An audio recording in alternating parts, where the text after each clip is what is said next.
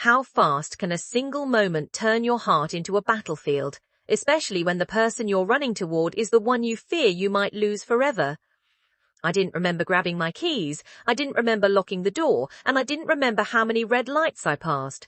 I only remembered the phone call, the shaky voice saying the words no mother is ever prepared to hear, "Your son has been admitted." Emergency case. My heart didn't just drop, it plummeted, scattering memories across my mind so quickly that I could barely breathe. I ran into the hospital like a storm, my breath slicing the cold air as doors slid open with a mechanical chirp that felt almost mocking. I kept thinking about the last conversation we had, how he sounded tired, distant, as if life had been pulling him apart thread by thread. I kept telling myself emergencies happen, medications fail, bodies collapse. Anything was easier to believe than the small, nagging instinct whispering that something else had been brewing beneath the surface. As I rushed down the long hallway, my shoes slapping against the polished floor, I felt eyes on me, doctors, patients, nurses. But none of them mattered. My son was somewhere behind these doors, unconscious, vulnerable, and I was late. A mother is never supposed to be late. But sometimes the things we fear are not the things we should be running from. They are the things waiting just beyond the door we're sprinting toward. I turned the corner leading to his room, the sterile smell of disinfectant burning my throat, and just as I reached for the door handle, a firm hand wrapped around my wrist. I froze, not because of the grip, but because of the urgency in it. I turned, and a nurse, young, pale, eyes wide with something that wasn't fear but something close to it, leaned in and whispered urgently, "Hide and wait." Not please, not stop, not hold on, hide. The word sent a chill through me so sharp it felt like a blade tracing my spine. Mothers know when something is wrong. They know it in their bones long before their brains catch up. And in that moment, every instinct inside me jolted awake. My fingers loosened from the door handle. My breath caught in my throat. The nurse didn't explain. She simply nudged me toward a small alcove between a supply cabinet and the wall. There was no time to question, no time to argue, no time to demand answers. My heart pounded so loudly that I swore the entire hallway could hear it. What kind of danger makes a hospital nurse? Someone trained to stay calm in chaos, whisper a warning that chills your blood. From that narrow hiding place, half-shadowed by poor lighting and the hum of a vending machine nearby, I heard footsteps approaching. 2 voices.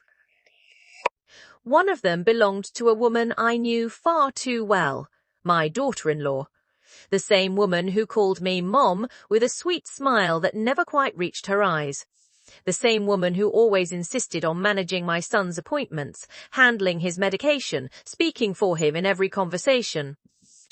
The same woman who had slowly, subtly tightened her grip on every part of his life. Her voice floated down the hallway, light and breezy, as though discussing lunch plans, not the fate of my son. The second voice was a man, one I later recognized as a lawyer.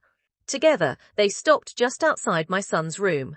My heart thrashed inside my chest like it was trying to escape. I pressed my hand over my mouth to silence my breathing. Hook! It's terrifying how betrayal never announces itself with thunder. It walks in quietly, disguised as routine conversation.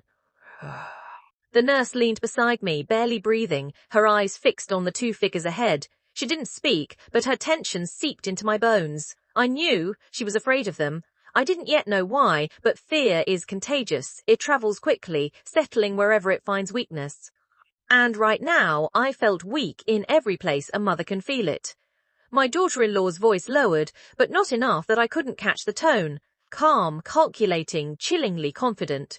She spoke about paperwork, about signatures needed, so the transition goes smoothly, and my stomach knotted. I strained to hear more, my pulse pounding in my ears. I had run here thinking my son might be dying, but now I heard something far worse, someone speaking as though they expected him to. Love blinds us, especially when we want so badly to believe the people closest to us are incapable of cruelty. I wanted to believe she cared. I wanted to believe I was wrong, but her words didn't tremble, her voice didn't break, and the lawyer beside her didn't question a thing. My throat tightened with dread, and before I could make sense of what I was hearing, the nurse placed a shaking hand on my arm. She didn't speak, but her eyes held a truth heavy enough to break the strongest heart. Something is being done to him, and you are not supposed to know. How do you protect someone who cannot speak for himself when the person hurting him hides behind a smile you've trusted for years? My body felt rooted to that cold hospital floor, my mind split between terror and disbelief. Every assumption I had carried into the building shattered in an instant. My son wasn't just sick. My daughter-in-law wasn't just overly involved. The lawyer wasn't just visiting. Something deliberate was unfolding, something planned, something rehearsed, something meant to happen quietly, and I had walked straight into the middle of it without even knowing. The nurse squeezed my arm once more, as if bracing me for impact, as if preparing me for truths my heart was not ready to hold. And as I stood frozen in that shadowed corner, one thought crashed over me like ice. If this wasn't an accident, what exactly were they doing to my son behind that door? What if the moment you finally hear the truth is the very moment you realize you've been living inside a lie for years? From my hiding spot, I could hear everything far too clearly, each syllable drifting toward me like poison carried on a quiet breeze. My daughter-in-law's voice, smooth, steady, eerily confident, slipped through the air as if she were discussing paperwork for a weekend event instead of standing outside the room where my son lay unconscious. She didn't sound worried. She didn't sound frightened. There was no tremble in her tone, no hurried breath, no pain. What she sounded like was prepared.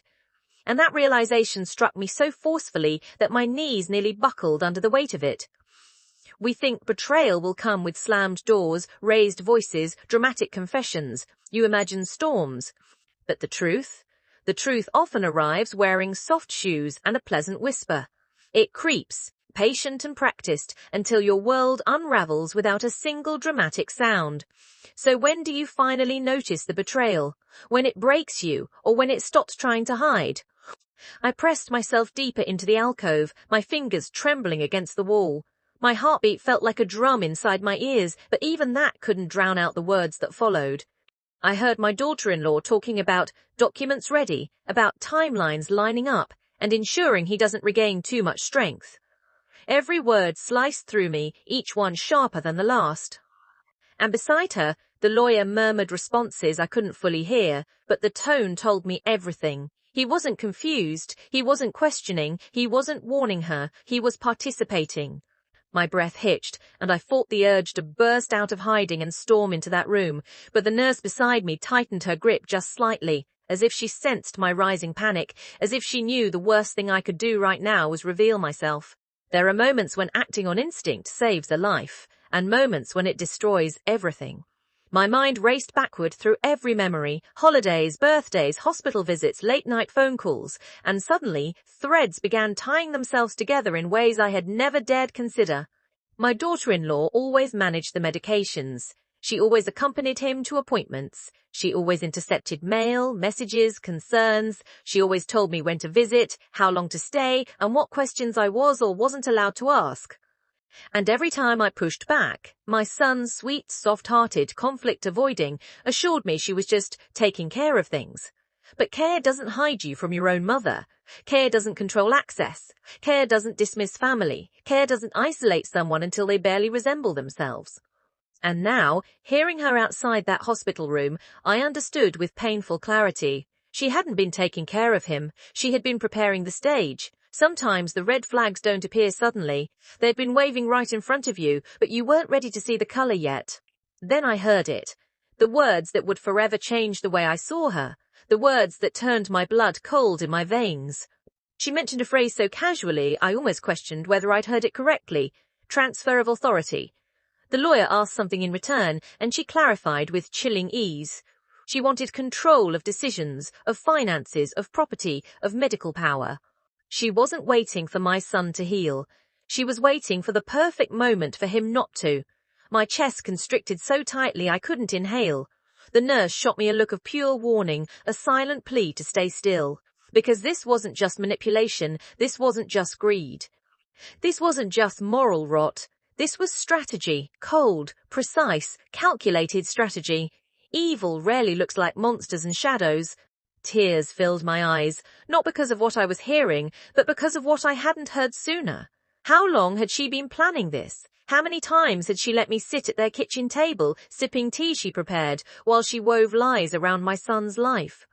How many times had he reached out for help silently, only for her to intercept the plea before it reached me. The hospital suddenly felt smaller, the air colder, the walls tighter. I felt like a woman waking from a decade-long sleep only to find her house burning around her.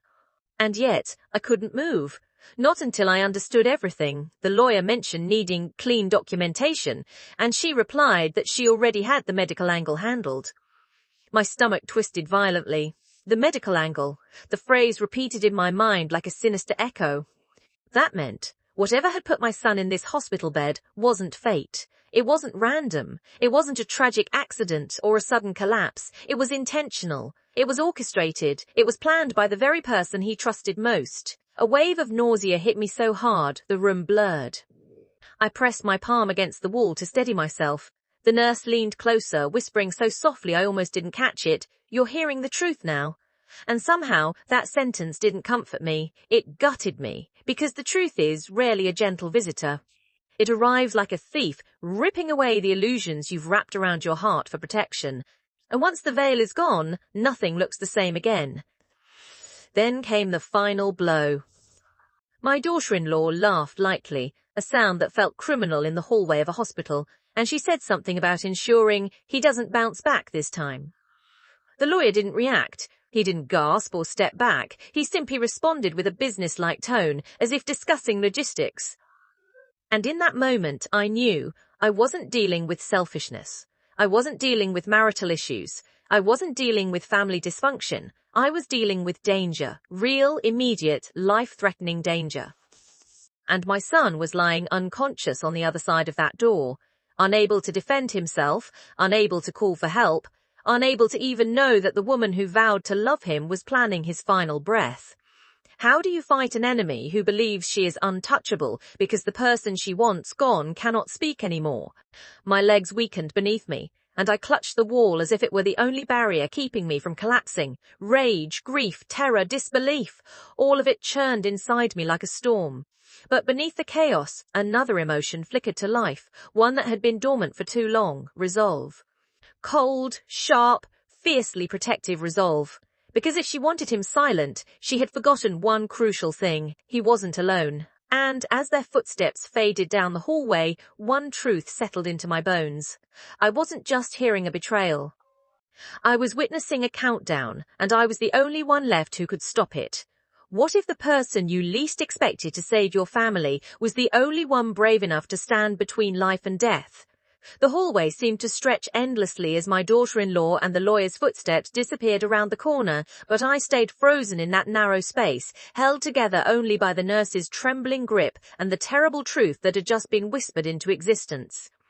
My chest rose and fell in shallow, panicked breaths as questions collided inside me. How long had this been happening? What had she done to him? Why hadn't I seen the signs? But before any of them could form into words, the nurse gently pulled me deeper into the alcove, her eyes wide and glistening, as if she had been carrying the weight of this secret alone for far too long. And in that moment, I realized something unsettling. She wasn't just warning me, she was terrified. Because sometimes the person revealing the truth is risking far more than the person hearing it. She looked around to make sure the hallway was empty, then leaned close enough that I could feel her shaky breath against my ear. Her voice came out as a whisper that trembled under its own urgency. She had seen unusual patterns in my son's charts for weeks. Medication levels that didn't match prescriptions, sudden drops in vitals followed by unexplained recovery, symptoms inconsistent with his medical history. Nurses are trained to notice anomalies, but they're also trained to follow hierarchy. And my daughter-in-law, who managed my son's appointments and acted almost as his advocate, had inserted herself into that hierarchy with frightening ease. She always seemed to know when the attending physician was unavailable.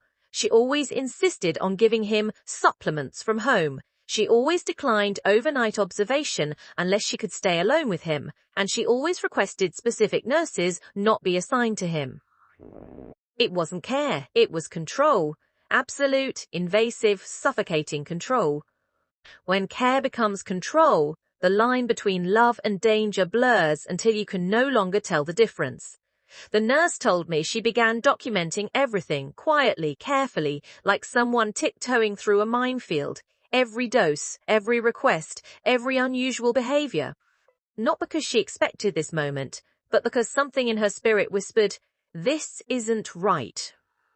And then, a week ago, she overheard a fragment of conversation, my daughter-in-law discussing timelines and finalizing documents. At first, she thought it was estate planning or insurance paperwork, something routine for families dealing with illness.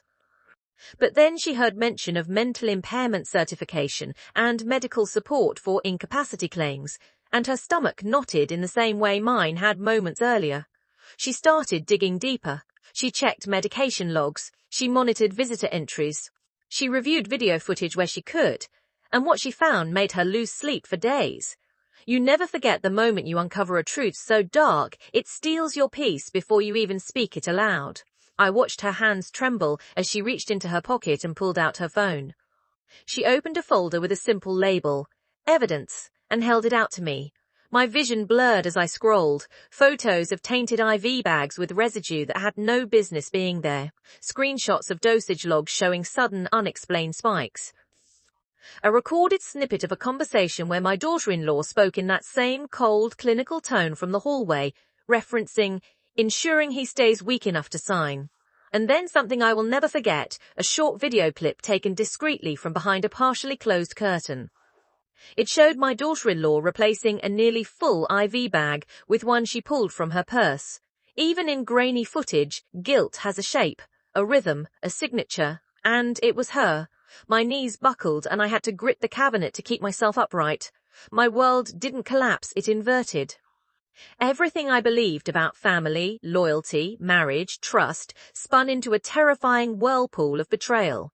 Because the cruelest heartbreak isn't losing someone, it's realizing the person hurting them was invited into the family by choice.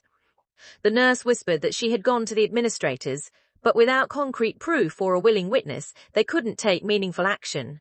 My daughter-in-law was polished, articulate, composed, the kind of person who knew how to charm authority while tightening the noose behind closed doors. She used my son's vulnerability as her shield. She made sure he appeared confused and disoriented at appointments, explaining away his lack of clarity as cognitive decline. The pieces clicked together with horrifying precision. She wasn't just harming him physically, she was building a narrative.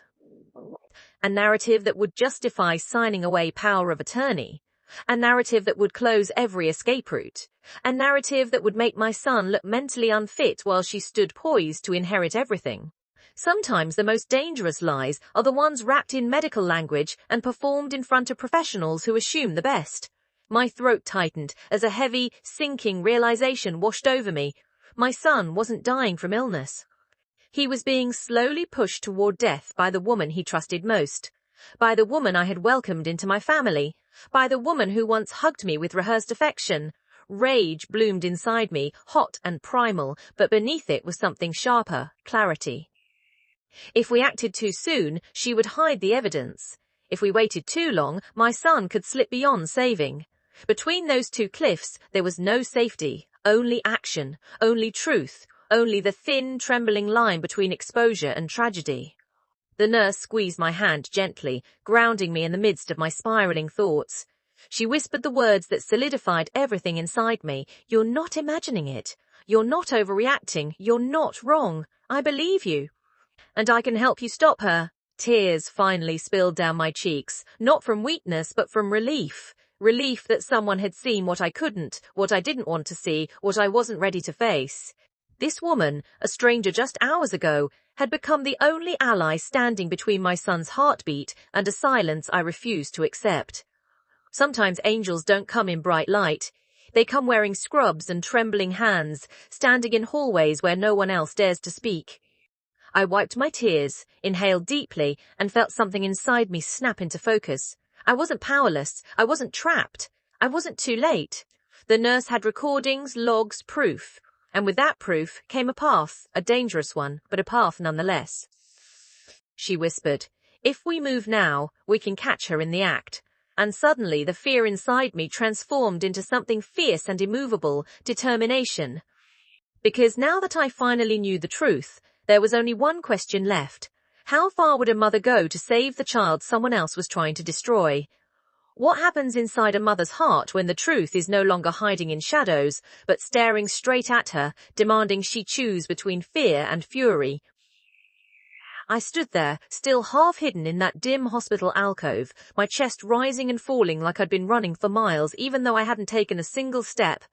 The nurse's words, the evidence on her phone, the quiet bravery behind her trembling voice, all of it settled inside me like stones sinking to the bottom of a river. Heavy, irrevocable, unavoidable. My daughter-in-law wasn't just manipulative, she wasn't just cruel, she wasn't just dangerous. She was deliberate. She had built an invisible cage around my son for months, locking him behind layers of concern, care, and medical necessity, while slowly poisoning him from within. That realization didn't just break me. It reorganized every truth inside me, reshaping grief into something sharper, something alive. Because when truth stops knocking and starts screaming, you can't pretend you don't hear it anymore. My mind raced through years of subtle moments I had brushed aside. Times my son looked pale and confused during family dinners, the sudden nausea he couldn't explain, the migraines that started after his wedding, the way he'd blink at me as if trying to say something but couldn't. I remembered the phone call months ago when he said he had felt dizzy and nauseous after a meal she prepared, and I had told him it was probably exhaustion.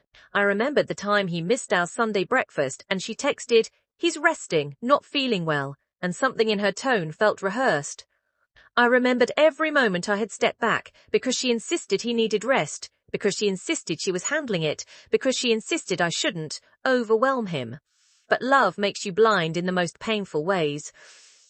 It convinces you that concern is care, that control is protection, that kindness is genuine. And by the time you realize you were mistaken, the person you love is already standing at the edge of a cliff you didn't even know existed. Guilt doesn't whisper, it roars. Especially when you realize the signs you missed could have saved someone sooner. My knees weakened as the weight of all those moments collapsed onto me. A part of me wanted to scream, to run, to burst through that hospital door and tear the poison out of his veins. But the nurse's hand on my arm held me steady, not to restrain me, but to anchor me. Her eyes weren't panicked anymore. They were determined, focused. She had decided to fight long before I even knew there was a battle, and now she was giving me the chance to join her. I swallowed hard, feeling the burn of tears force their way up, but I refused to let them fall openly. Not yet, not here, not with everything at stake. Instead, I inhaled sharply, the air tasting like disinfectant and dread, and forced myself to stand taller. A mother's love is often soft, nurturing, gentle. But a mother's fury? That is something ancient, something volcanic, something the world is never prepared for. They always underestimate the quiet women, the ones who love deeply, give silently, endure endlessly, until the moment they stop enduring and start defending. The nurse whispered that we couldn't confront her yet. Not without timing, not without witnesses, not without making sure every move trapped her rather than tipped her off. I nodded, even though every instinct inside me screamed to run toward my son's bedside. But I knew the nurse was right. Acting now without a plan might give my daughter-in-law enough time to switch the IV back, hide the tainted bag, spin a story, accuse us of hallucinating or panicking. Manipulators are terrifying not because they lie, but because they lie well. She had fooled doctors, administrators, even my son. She had orchestrated this with precision, and precision had to meet precision. I wiped my palms against my skirt, the fabric damp with sweat, and forced myself to breathe through the shaking. The nurse whispered that she had already reached out privately to a hospital supervisor she trusted, someone with authority but not easily influenced. They were on standby. Security could be summoned quietly. Everything depended on catching my daughter-in-law in the act, on recording the moment she tampered with the IV again. The rage inside me pulsed hotter with every second. I pictured my son as a toddler, running across the backyard in two big shoes, laughing with dimples he never outgrew. I pictured the teenager who used to paint designs on his shoes because he wanted to wear art. I pictured him at 25, nervous and excited, asking me if his tie looked okay for his first real job interview. I pictured him last year, eyes tired, smile softer but still there, saying he was just stressed. That boy, that man, that heart. None of them deserved what was being done to him. And I, his mother, had unknowingly allowed a predator into his life. The guilt clawed at me, but beneath it something else grew, a fire. A fierce, protective blaze that refused to be extinguished. You don't truly understand your own strength until someone threatens the person you die for. The nurse guided me toward a different hallway, farther from where my daughter-in-law had stood moments earlier.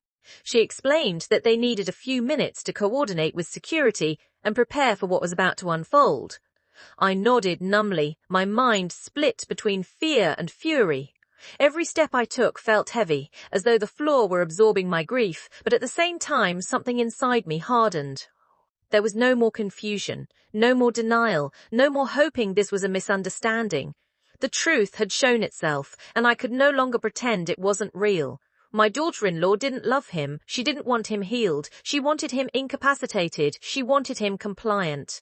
She wanted him gone, and she wanted everything he owned to fall neatly into her hands. As we reached a quiet corner near the staff station, the nurse finally exhaled a shaky breath, the weight of her own fear slipping into the air around us. She admitted she had been terrified of speaking up alone, terrified of retaliation, of being dismissed, of losing her job, but she couldn't stand by anymore. And when she realized I had arrived at the hospital, she knew it was her only chance to expose the truth with someone who would fight fiercely enough to push this into the light. Her bravery steadied me. If she could risk her livelihood for my son, then I could risk everything. I squared my shoulders, wiped my cheeks, and let the fire inside me rise until it filled my chest completely. I wasn't going to hide anymore. I wasn't going to shrink. I wasn't going to let fear dictate how this story ended. Because now that I knew the woman behind the mask, there was only one thing left to do: tear that mask off before she took my son's life for good. What if the only way to save someone you love is to watch the person trying to harm them step willingly into their own downfall? The hallway felt colder as the nurse led me to a corner just out of sight, a place where the fluorescent lights buzzed softly and the air smelled faintly of antiseptic and fear. My heart was pounding so loudly I worried it would give us away, but the nurse's steady, determined gaze kept me rooted. She had already whispered instructions to a discreet supervisor who was now coordinating quietly with hospital security, people who had no idea they were about to witness the unraveling of a calculated scheme dressed in domestic innocence. I wrapped my arms around myself, trying to hold together the pieces of a heart that had cracked 100 times today, and I forced myself to focus on the plan. Because this wasn't about my pain anymore, it wasn't about the shock, or the betrayal, or the guilt. It was about my son lying helpless behind a door, unaware that his life hung in a balance held by the same woman who vowed to love him. And nothing awakens a mother's strength more violently than realizing her child doesn't even know he's in danger.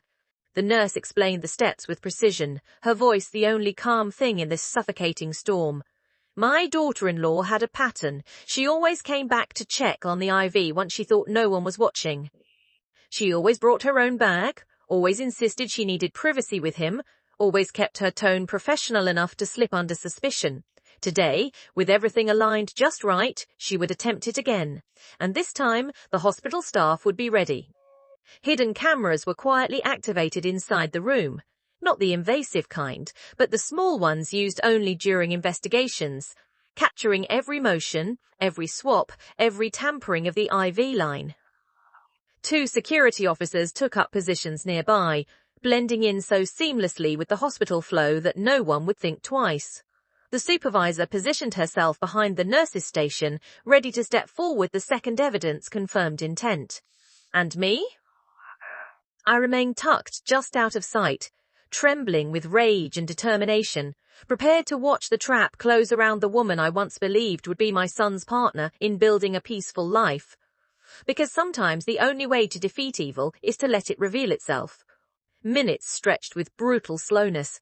I could feel my pulse beating in my throat as I scanned the hallway, waiting for that familiar figure to emerge. Every time a pair of footsteps echoed against the tiles, my spine stiffened. Every silhouette approaching from the far corridor made my breath hitch. And then I saw her. My daughter-in-law walked toward my son's room with the same confidence she wore to family dinners, her purse hanging from her shoulder, her hair perfectly in place.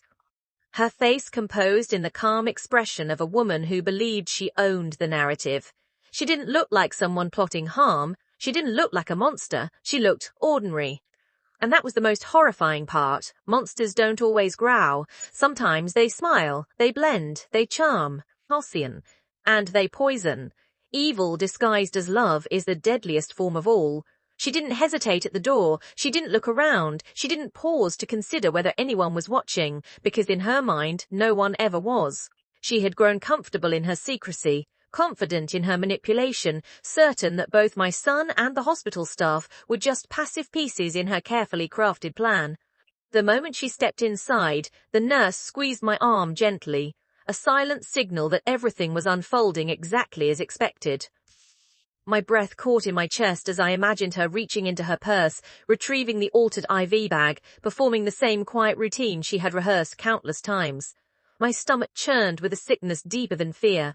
I hated her. I hated her for hurting him, for deceiving us, for wearing a mask so expertly I never saw the cracks. But I also hated myself for not seeing through her sooner, for believing her carefully constructed lies, for trusting her with the most precious person in my world. But anger wasn't my enemy anymore. It was my fuel. A small monitor behind the nurse's station flickered to life. It showed a grainy but clear view of the inside of the room. And there she was. My daughter-in-law stood beside my son's bed, the purse open, her hand reaching inside. She scanned the room once, habit, not suspicion, and then pulled out a small IV bag. My heart shattered all over again. It wasn't a mistake. It wasn't an accident. It was premeditated harm wrapped in domestic familiarity. She unclipped the existing IV with practiced ease, her fingers moving with a disturbing calmness. And then she lifted the tainted bag, preparing to attach it to the line. It's one thing to suspect evil, it's another to watch it unfold before your eyes in real time. The supervisor nodded to the security officers, and everything exploded into motion. They moved down the hallway swiftly and silently, the kind of precision that comes from years of training. The nurse held her breath. I held mine. And then, as the officers reached the doorway, the supervisor stepped forward with the authority of someone who would tolerate no denial, no manipulation, no lies. They entered the room just as my daughter-in-law secured the clip on the altered IV. For a split second, she froze, an animal caught in a light it didn't expect. Her expression faltered, confusion flickering into fear, then fury. I felt my knees weaken. This was it. This was the moment her mask cracked.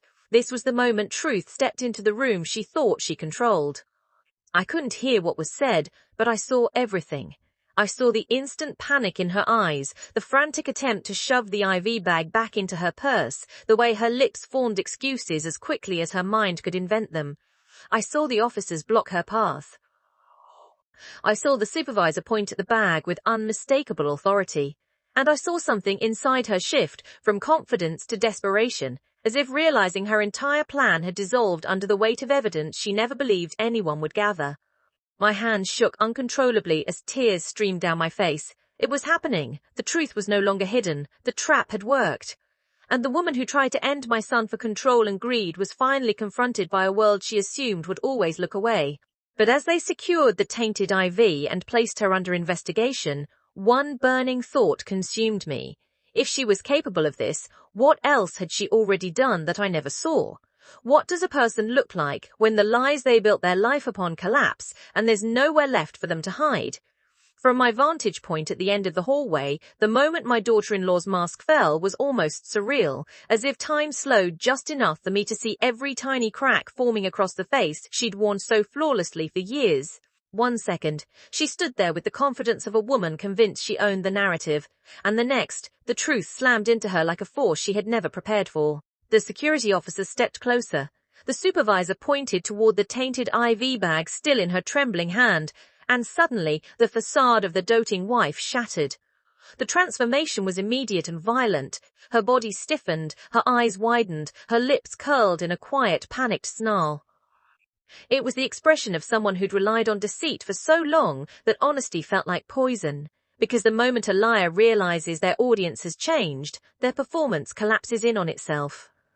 She tried to speak, but fear twisted her words into frantic, sharp gestures rather than sentences. She claimed she was helping. She claimed she was adjusting the line. She claimed she was following instructions given earlier. But her voice lacked conviction, and the trembling in her hands betrayed her. Nurses and staff were now gathering discreetly along the hallway, drawn by the tension but careful not to interfere. And there I was, gripping the wall to keep myself from collapsing under the weight of finally seeing her clearly. Not the woman she pretended to be, but the one she truly was. Yet even in this moment of exposure, she kept glancing around the room, searching for something, an escape route, a weakness, a loophole she could exploit. It was instinctual, the way predators check for exits when the hunt goes wrong. Every detail of the scene felt carved into my memory. The sterile smell of the hallway, the chilly hum of the air conditioning, the faint beeping of machines inside my son's room, and the heavy throb of my own heartbeat pounding against my ribs. My daughter-in-law's voice grew sharper, more desperate, as she insisted she would explain everything. But the supervisor cut through her spiraling excuses with the calm authority of someone trained to recognize manipulation long before it becomes a threat. The officers retrieved the tainted IV bag and placed it into an evidence container. That small motion, the sealing of the container, was the sound of her world closing in. Funny how the same hands that deliver harm always start shaking when consequences finally demand repayment. I expected myself to feel triumph or satisfaction watching her unravel, but all I felt was grief. Grief for my son who trusted her. Grief for the years lost to her subtle control. Grief for the love he believed he had but never truly received. Grief for the woman I once welcomed into my family, not knowing I was opening a door to danger. And beneath that grief, another emotion stirred, a fierce, protective fire that refused to let her actions define the rest of my son's life. For so long, I thought the enemy was fate, or illness, or exhaustion. But now I understood, with painful clarity, that the enemy was standing right in front of me, unraveling publicly for the first time. As the officers began escorting her toward the hallway, she jolted her gaze toward me. Our eyes locked, and in that split second, I saw pure hatred flicker across her face. Not fear of punishment, not shame, not remorse. Hatred. Hatred toward me for being alive long enough to witness her downfall. Hatred for a mother's instinct stronger than all her planning. Hatred for the fact that her careful, meticulous scheme had crumbled because a single nurse chose courage over silence and a mother chose truth over fear. And yet, behind that hatred, there was something else. Panic. The panic of someone who had never imagined the consequences reaching this far. There's a specific kind of terror that lives in the eyes of someone who believed they could rewrite another person's fate and suddenly realizes their own is being rewritten instead. They guided her past the threshold of the doorway, but the supervisor stopped them just long enough to collect additional notes and instructions, making it clear this case was no longer something that could be buried under excuses or bureaucratic indifference. My daughter-in-law's voice rose in pitch, no longer calm or composed. It broke into something sharp, something venomous. She threw accusations at the nurse, at the hospital, at anyone who dared stand between her and the escape she desperately craved.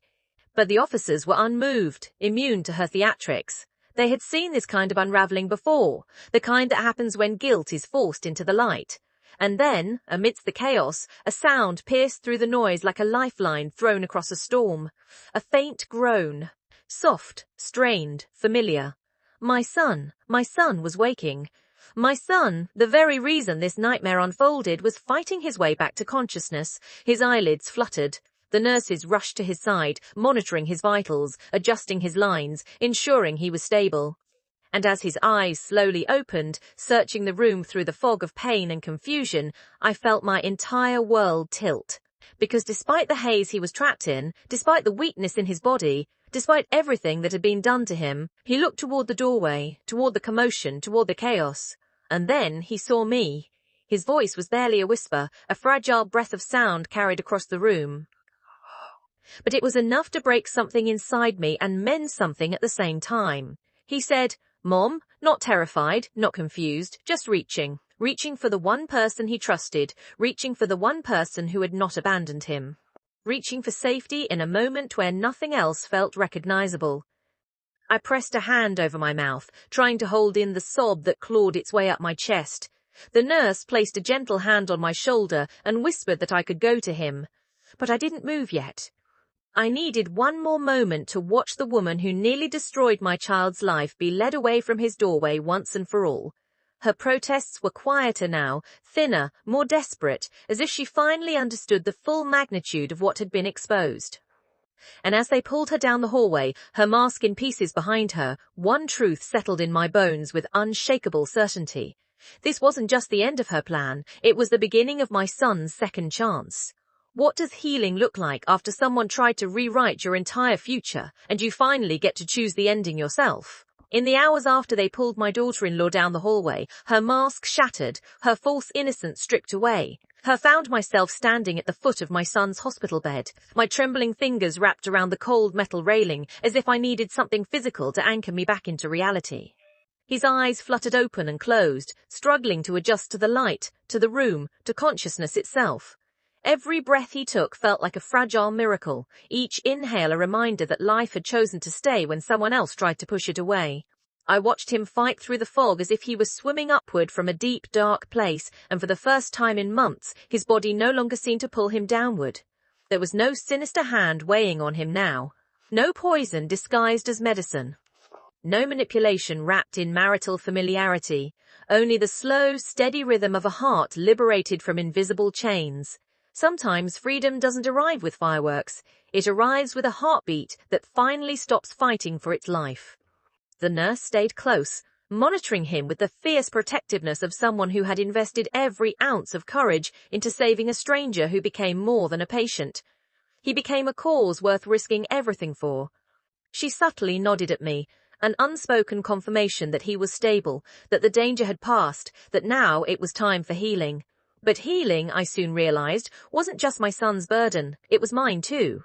Because while his body had been quietly attacked, my mind had been slowly poisoned with doubt, guilt, confusion, and trust misplaced in the wrong hands. As I watched him blink up at me, trying to understand why tears were streaming down my face, I felt every motherly instinct surge inside me. Relief, love, anger, grief, and something deeper, something ancient, the instinct to reclaim what was nearly stolen, to rebuild what had nearly been destroyed. His lips parted slightly, forming a question he could barely voice, a simple, "What happened?" that carried 1,000 unspoken fears. But even without words, I knew what he was really asking. He wasn't just waking from unconsciousness. He was waking from months of subtle poisoning, from manipulation he never saw, from a marriage that had been quietly engineered to destroy him. The weight of that realization pressed against my chest, but I forced myself to stay steady for him. Because in this moment, he didn't need the full story. He didn't need the evidence, the recordings, the medical reports. He needed one thing, the certainty that he was safe. That the person behind the harm was gone, that someone had fought for him when he couldn't fight for himself. Healing begins not when the wounds disappear, but when safety finally returns to the room. Over the next several days, the truth unraveled slowly, carefully, gently delivered in pieces small enough for his recovering mind to process. Doctors confirmed the presence of toxins in his system. Toxins that would have continued to weaken him until permanent damage, or worse, became unavoidable. Nurses testified to the irregularities they'd observed. Hospital administrators launched a full-scale investigation that validated every suspicion the brave nurse had documented. The police questioned him once he was strong enough, confirming he was unaware of any attempts to manage his medications. And with each new revelation, I watched something inside my son break. Not physically, not medically, but emotionally. The betrayal carved a hollow ache behind his eyes, the kind of ache that comes from realizing the person you shared a bed with, a life with, a trust with, never saw you as a partner at all. The deepest pain doesn't come from enemies. It comes from the hands that claim to love you. I stayed by his bedside every day, watching him regain strength the way a parent watches a newborn learn to breathe. He apologized more times than I could count. Apologized for not seeing the signs, for believing her over me, for allowing someone so dangerous into his life. But his apologies broke my heart because he had nothing to apologize for. He didn't fail. He didn't choose wrong. He simply loved someone who weaponized that love. And love, real love, blinds us all sometimes. But healing teaches us how to see again. As his physical strength returned, so did his clarity. He remembered moments that now made horrifying sense. Sudden dizziness after her vitamin supplements, confusion after meals she insisted on preparing, unexplained weakness during days she managed his medication. Each memory was a puzzle piece that revealed how meticulously she had stolen his independence, how carefully she had orchestrated his vulnerability. It hurt him, it devastated him, but it also awakened a resolve he hadn't possessed in years. He wanted accountability, he wanted justice, and he wanted to reclaim the life she tried to take. Hospital security, police, and legal authorities ensured his daughter-in-law faced consequences, not just for tampering with medical equipment, but for attempted harm, fraud, and ongoing abuse disguised as care. Her lawyer, who had once stood beside her with calm confidence, now avoided the case entirely. The world she had built out of lies collapsed in the same cold hallways where she once walked with arrogance. And my son, slowly but surely, stepped out from underneath her shadow. When he was finally discharged weeks later, his body steadier and his spirit bruised but not broken, I brought him home with me, not because he was incapable of living alone, but because sometimes healing begins where safety feels familiar. We spent quiet mornings watching the sun rise, slow afternoons rebuilding trust in routine, and gentle evenings where he talked and I listened, really listened to the pieces of his pain he was ready to share. And slowly, something beautiful happened. He didn't just recover, he transformed. He began attending therapy. He reconnected with old friends. He painted again. He cooked meals without fear. He laughed, genuine, chest-deep laughter that I hadn't heard in years. And each time I saw that light return to his face, a truth settled in my heart. My son hadn't been lost. He had been trapped, and now he was finally free. But as he stepped into this new chapter of life, one thought echoed in my heart. If a mother's love could pull him back from the edge once, what else could it help him reclaim in the years ahead? How do you rebuild a life when every quiet room reminds you of the person who tried to silence your future? In the weeks after bringing my son home, the air inside my house felt different. Not heavy, not suffocating, but strangely delicate, like peace that had been wounded and was now trying to relearn how to breathe. Every morning, he shuffled into the kitchen wrapped in a blanket I had knitted for him years ago, his steps tentative but improving each day, his eyes brighter with each sunrise. The toxins that once stole his strength were finally leaving his system, but the emotional poison, the betrayal, the confusion, the anger remained lodged deep inside him, surfacing in small fragments he didn't always know how to name. He would pause mid-sentence, his brow furrowing as if he were remembering moments in sharp fragments. The dizziness after a meal, the disorientation after a drink, the numbness that crept into his limbs after she adjusted his medication. And each time his voice cracked, I felt a pang of guilt so deep it felt like part of my soul had splintered. Because there is a unique agony in knowing your child was suffering in silence while you believed they were simply tired. He began speaking more openly, gently at first, then with growing clarity. He described how she'd gradually taken over every aspect of his daily routine, what he ate, when he slept, which doctors he saw, even how he answered questions during medical visits. She framed it all as love, as care, as devotion. And because he trusted her, because that's what husbands are encouraged to do, he accepted it. He said there were days when he felt foggy for no reason, days when he woke up with no memory of the night before, days when he felt too weak to stand. He blamed himself, his stress, his job, anything except the person causing the harm. Listening to him confess this broke me in ways I didn't know I could break. I had always been the one to protect him from harm, from bullies, from heartbreak, from disappointment. But I couldn't protect him from this, because the danger came wrapped in a smile and wore a wedding ring. The deepest wounds aren't caused by strangers. They're carved by the hands we once held without fear. But healing, I learned, is not a straight line. It spirals, it dips. It loops back into old memories before stretching toward new ones. And slowly, my son began to rebuild pieces of himself that had been chipped away. He started painting again. The first time he dipped a brush into color, his hand trembled so much he had to steady it on the table, but he pushed through it. He painted abstract shapes at first, swirls of blue and red that looked more like storms than art, but each stroke seemed to release something trapped inside him, After a week, he painted a sunrise. After 2, he painted a mountain. After 3, he painted a small, imperfect portrait of me. When he handed it to me with a shy smile, I felt tears fill my eyes. Not because of the artwork, but because hope was slowly stitching him back together. Healing rarely looks heroic. Sometimes it looks like a man dipping a paintbrush into colours he once forgot he loved. The court case advanced quickly. The evidence gathered by the nurse, the recordings of IV tampering, the toxicology reports, the financial documents, all of it formed a chain so strong even the best lawyer couldn't break it. My daughter-in-law was charged with multiple offences: attempted poisoning, medical tampering, fraud, coercion, and endangerment. When the district attorney contacted us to prepare statements, my son hesitated. Not because he wanted to protect her, but because he feared unravelling emotionally in front of strangers. He feared being seen as weak, manipulated, deceived. But when he finally stepped into the courtroom weeks later, leaning slightly on a cane but standing taller than he had in months, I saw something powerful unfold. He looked directly at the judge and explained how his life had been stripped from him piece by piece under the guise of care.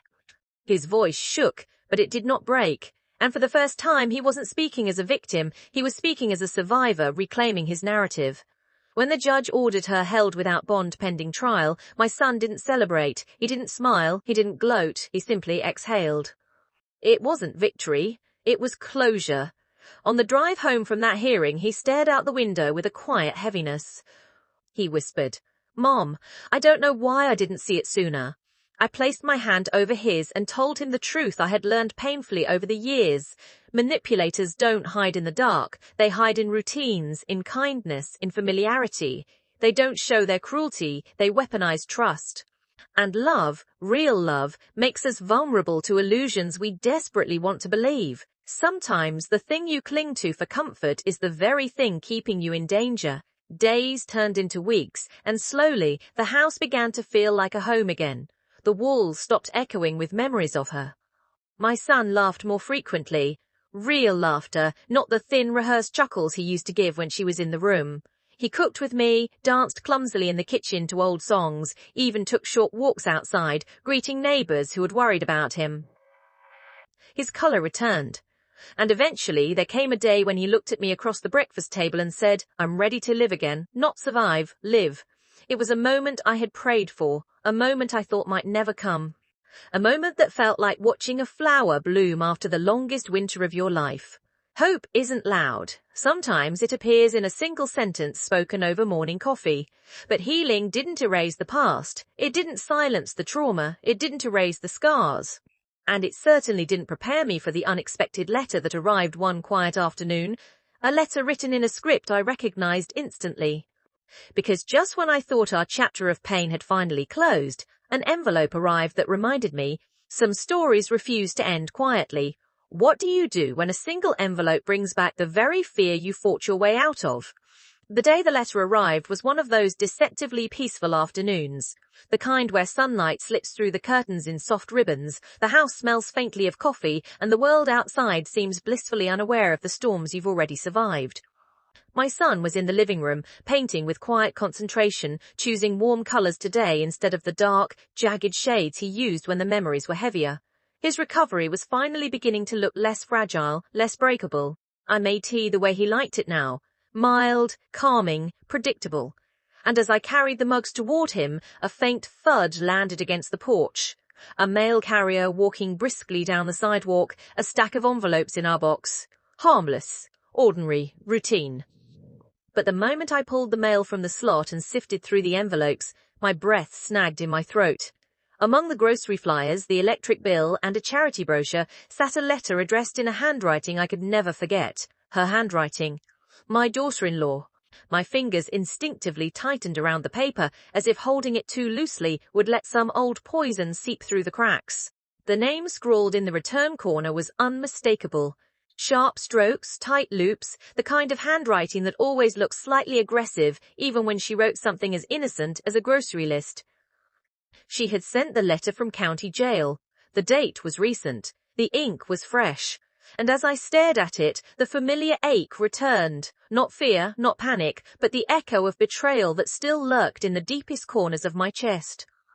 Sometimes the past doesn't knock softly. It claws its way back into your hands.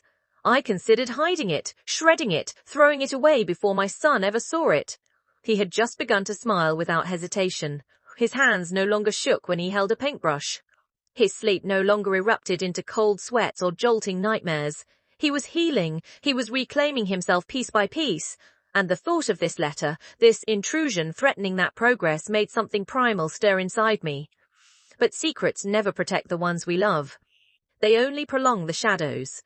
So I slipped the letter into my pocket and returned to the living room, sitting beside him as he painted soft gold into the corner of a canvas. I waited until he finished his brushstroke before pulling the envelope out. His eyes froze, widening in recognition, and for a moment his breath trembled. He set his brush down slowly, wiping his hands on a cloth as if preparing himself for a blow. He didn't ask to open it. He didn't flinch. He simply stared at the envelope with an expression carved from equal parts dread and exhaustion. And as I held it between my fingers, I realized something profound. Sometimes healing requires opening the very thing you fear most, not to invite pain back, but to finally drain the poison. So with steady hands, I unfolded the paper. And the moment my eyes scanned the first line, a chill swept over me. She wasn't apologizing, she wasn't explaining, she wasn't remorseful, she was justifying. Line after line of manipulation poured onto the page, claims that she had acted from stress, accusations that my son had been mentally unstable, subtle jabs suggesting I had interfered with their marriage, and threats laced beneath carefully chosen sentences. She wrote as though she were the victim, as though she were the one betrayed, as though she believed she still held power over the narrative. There is nothing more dangerous than a person who believes their lies more deeply than the truth. But it was the final paragraph that made my stomach drop, the part where she hinted she wasn't done. Trials are unpredictable, she wrote. Stories can be rewritten. People can be convinced. The implication was unmistakable. She wasn't sorry for what she had done. She was strategizing, planning, preparing for a comeback she believed she still had the right to attempt. And as the words sank deeper into my mind, fear didn't rise in me. Rage did. Not explosive rage, not wild rage, but a cold, unwavering fury that comes from watching someone try to reassert control long after losing the right to speak your name. My son reached for the letter with trembling fingers and read it slowly, painfully, his eyes darkening with each passing sentence. I watched his jaw tighten, watched a shadow cross his face, watched a storm of emotions churn beneath his expression. Hurt, anger, disbelief, and finally, strength. A strength I hadn't seen in him since before she entered his life. He folded the letter neatly, placed it on the table, and leaned back as if the weight of the words had settled somewhere he could finally see. He didn't cry, he didn't shake, he didn't shatter, he grew steadier. He said nothing for a long time, but the silence wasn't fragile. It was decisive, heavy, reflective. And when he finally exhaled, the sound carried relief rather than fear. It was the sound of someone confronting their past and choosing not to let it define their next breath. When a survivor reads the words meant to break them and does not bend, the balance of power finally shifts forever. I reached for the phone, ready to call the prosecutor, ready to ensure they received a copy of the letter as evidence of her ongoing manipulation attempt. But before I could dial, my son placed his hand over mine, steady, firm, resolute. "Send it," he whispered, his voice stronger than I'd heard in months. "Let them see exactly who she still is." And in that moment, I saw the final thread of her influence snap. Not because she was gone, not because the danger was over, but because he was no longer afraid of her shadow. So I scanned the letter, forwarded it to the district attorney, and placed the original into the evidence folder. Then I tore her envelope into pieces, small, sharp, final pieces, and dropped them into the trash. Not to hide her words, but to declare them powerless. Later that evening, as the sun dipped into a soft amber glow, my son returned to his canvas. And without hesitation, he dipped his brush into the brightest yellow paint and swept a bold stroke across the top, the color of sunrise, the color of beginning, the color of healing that no letter could steal. But as the paint dried and the day faded, another question lingered in the quiet. If she still believed she had power, how far would she go next to reclaim it? What happens when the justice system finally looks up from its paperwork and sees the monster you've been warning them about? The morning after we sent the letter to the district attorney, an unmistakable shift settled over the house. A quiet, charged stillness, as if the walls themselves understood that a new chapter had begun. My son woke earlier than usual, stepping into the kitchen with a steadiness that surprised even him. His shoulders were square, his footsteps measured, and although a faint tremor still lingered in his hands, the tremor no longer controlled him. It was simply a reminder of what he had survived. The letter had not broken him. It had clarified something inside him. I saw it in the calm determination etched across his face. He would no longer be a passive participant in his own life. He would no longer let anyone else dictate his story. When a survivor decides to stand, the ground beneath their fear begins to shift. Later that afternoon, the district attorney called. The tone was different from previous conversations, more urgent, more serious, more invested. They reviewed the letter, analysed its phrasing, and recognised it not as communication, but as manipulation, potentially even intimidation. The DA explained that this letter wasn't just another piece of evidence. It was a confession of mindset, a window into the psychological blueprint of a woman who still believed she could twist reality to her advantage. But what struck me most was the DA's final remark. This changes the entire trajectory of the case. And for a moment, I let myself feel something unfamiliar after months of dread, small, cautious hope. My son sat beside me, listening intently, his breath catching slightly when the DA mentioned filing an additional charge related to coercion and attempted influence of testimony.